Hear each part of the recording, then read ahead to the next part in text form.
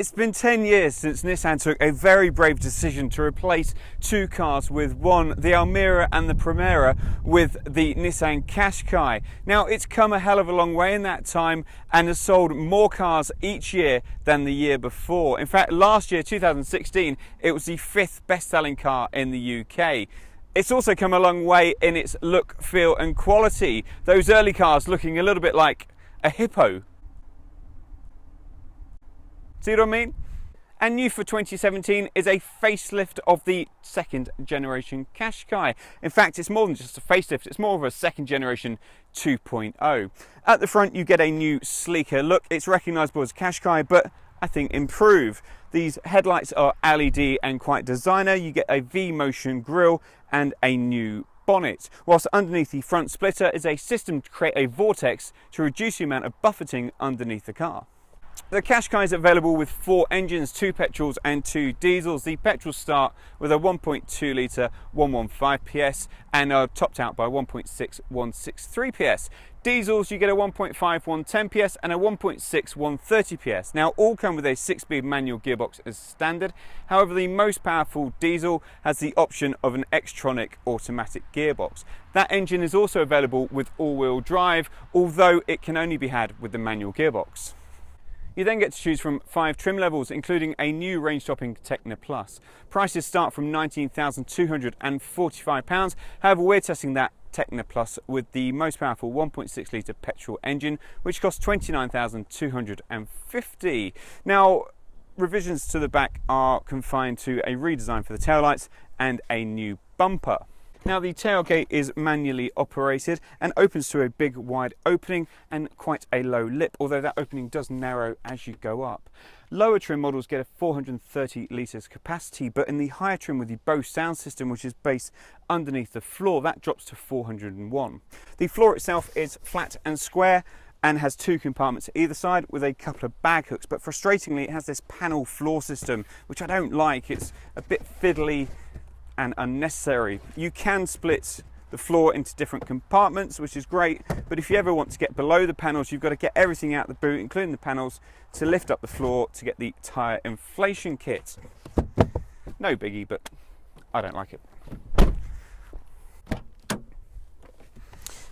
Now, in the front, the Qashqai is really dominated by this central display. So you get a 7-inch infotainment touchscreen and these large, very clear and easy to use dual zone climate controls.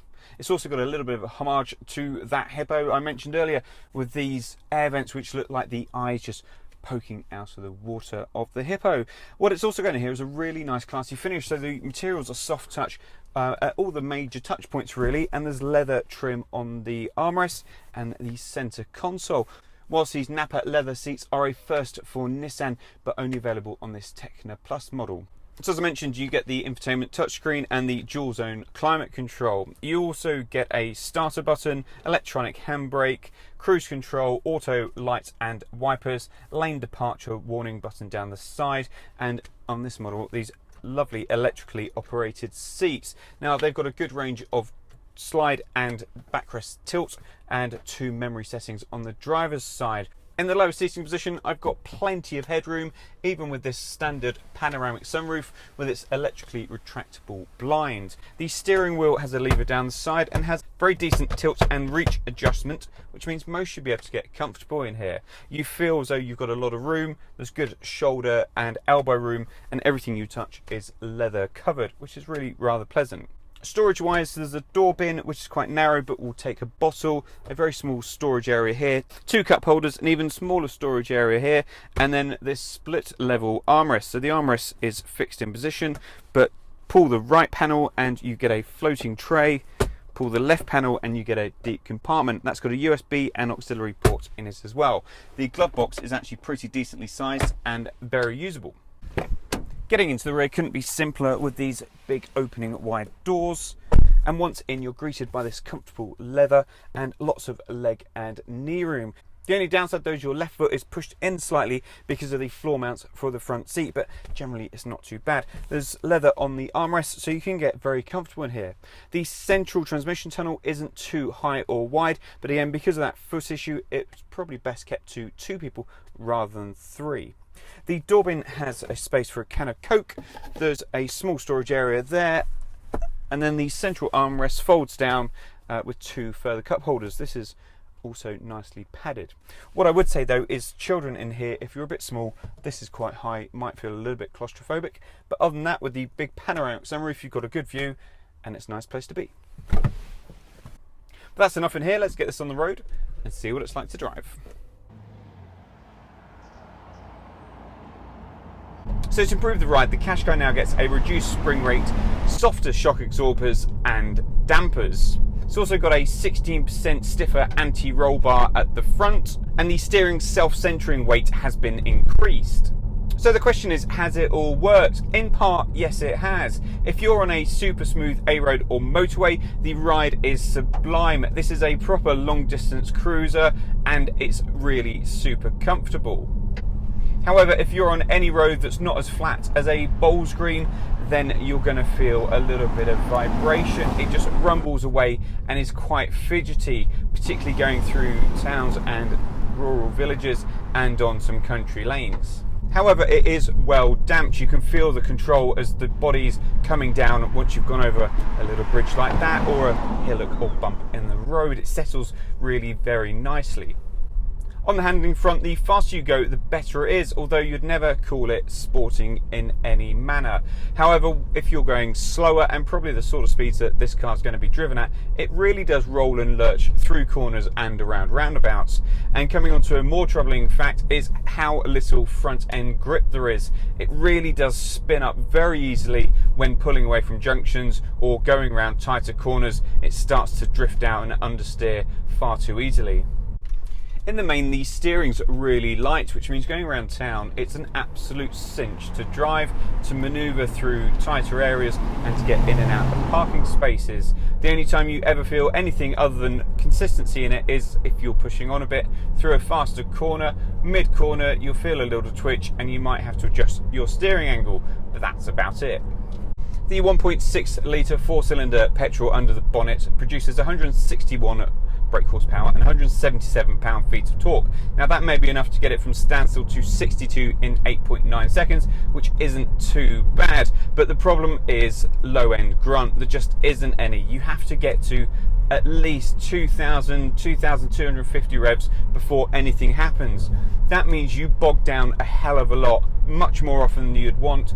Even in second and third gear, you'll be upshifting to try and get into that rev band and get going. It's not like there's not a lot there, there's just nothing there. The car will hardly respond to an accelerator buried into the carpet. However, once you're up and going, the engine's beautiful. It's quiet, it's beautifully refined, very smooth and linear in its delivery, and can be pretty swift. The 6-speed manual gearbox has the gear lever of an upturned stork. It's like it's lying on its back with its leg in the air. It's really rather long. The throw, therefore, is quite long as well, and it can be a little bit notchy getting it into gear. However, the clutch is nicely weighted, so that does help out. What has impressed me is how economical this engine is.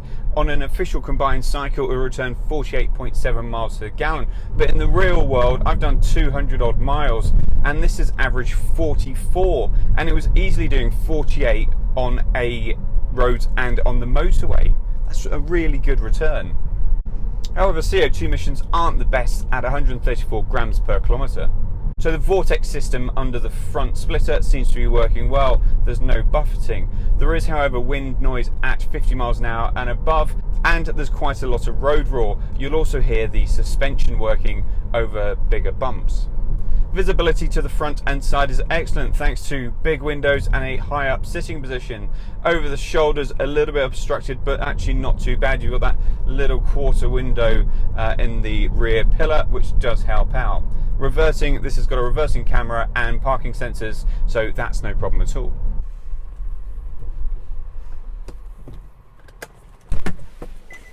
So have the updates for the facelifted Qashqai worked? Well, in part, yes, I think they have. I think it looks a much better car, it feels more classy inside, and it's got brilliant long distance cruisability. However, that jiggly ride at low speed and that lack of power under 2,000 revs is hard to ignore. The problem is with this, the opposition now is so strong, has moved on, the Qashqai is now looking up rather than over its shoulder. Thanks for watching. Let us know what you think about the updated Qashqai. Do subscribe to the channel for free and go to the website for the full review, specifications and details on the latest model.